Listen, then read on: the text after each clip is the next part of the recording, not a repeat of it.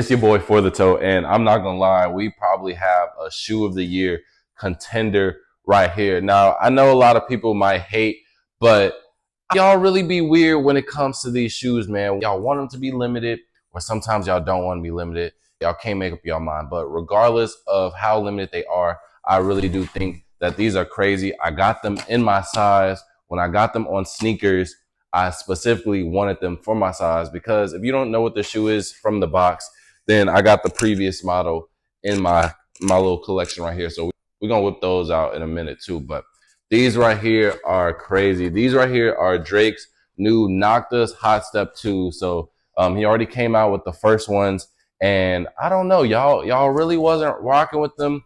Me personally, I like them, and I think I honestly I thought that the Noctis were gonna be, you know what I'm saying, the new like trend, the new hot reselling thing, and y'all didn't show it no type of love, man. I don't know why. They end up sitting on Drake's website. Now, these right here